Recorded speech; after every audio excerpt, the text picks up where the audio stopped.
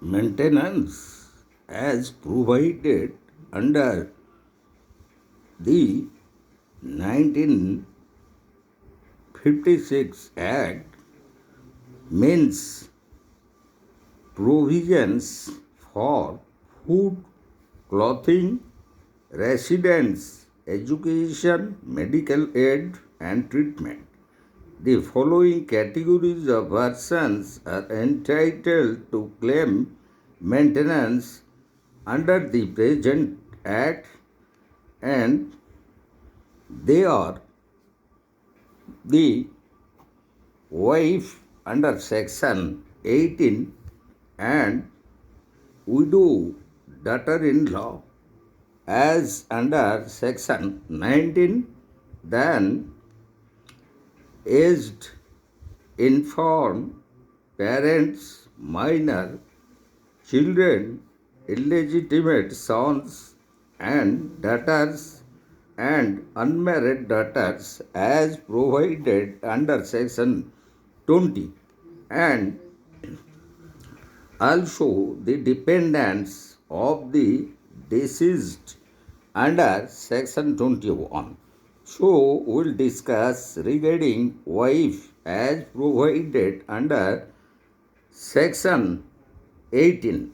So, wife has the right to maintenance and right to separate residence. This is no more a moral obligation, a legal obligation for the husband and a personal liability for him. This right to a wife exists for the whole span of her marital life. She will lose this right in the following circumstances: if she converts to any other religion, or if she becomes unchaste, or if she resides separately without any reasonable justification, or if she lives separately under a compromise and waives her right to maintenance. The right to maintenance cannot be extended to any relative of the husband, but if such relative is in possession of the husband's property, she could claim maintenance unless such property is being transferred or attached as per order under Section 87 and 88 of the Criminal Procedure Code. According to this section, every female Hindu, without having filed a petition for divorce or judicial separation and of nullity, could claim maintenance, and such right is not available under Section 25 of the Hindu Marriage Act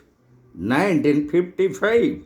So, in relation to maintenance to wife, we would like to discuss certain leading cases like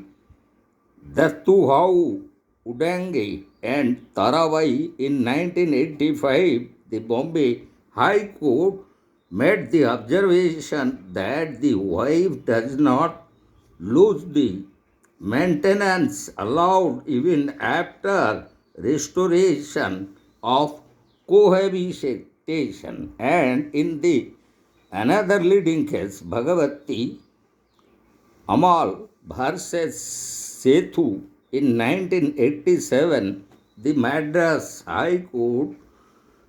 expressed that wife would not lose her right to maintenance being living separately, as the husband has married another woman. And in the leading case, Bharat Reddy versus Santama in 1987, The Karnataka High Court expressed that wife living separately due to the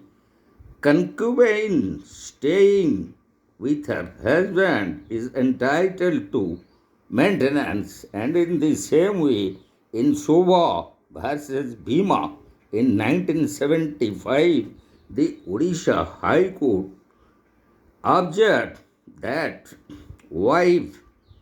does not acquire right to separate residence and maintenance only because the husband drinks unless he is being treated with cruelty along with drinking. So a Hindu wife is entitled to separate residence under the following circumstances. As one, that is, the husband is guilty of desertion, means abandons or neglects her. Secondly, husband has treated with cruelty. And in third, husband is suffering from leprosy, or if any other wife is living, and if the husband keeps a concubine in the same house or habitually living with a concubine elsewhere, or if the husband ceases to be a Hindu, or if there is any other ground justifying or living separately. So the very factum of separation and animus deserdendi are essential for desertion, and in the leading case, Raghavan Radhakrishnan versus Satyabhama Jai Kumari in 1985, the Kerala High Court held that where the husband is guilty of desertion, it is sufficient to prove that he is living separately, not that there was animus deserdendi. Social justice warrants that a wife living separately in order to claim maintenance under this section has to prove only desertion by her husband. It is not necessary for her to prove animus deserdendi. So, these are the various leading cases relating to maintenance to wife, and in our next we will discuss section 19, that is regarding widow daughter in law. So, as per the provisions of this act, the father-in-law is under a legal obligation to maintain the widowed daughter-in-law in the following situation. If she is unable to maintain herself out of her own earnings or other property, or from the state of her husband, or from the estate of her father or mother, or from the estate of her son or daughter, or if she has not a share from the joint family property of her father-in-law, this liability comes to an end on the following conditions: where the father-in-law does not have any means for maintenance out of the joint family property owed by her deceased husband, or if she received any share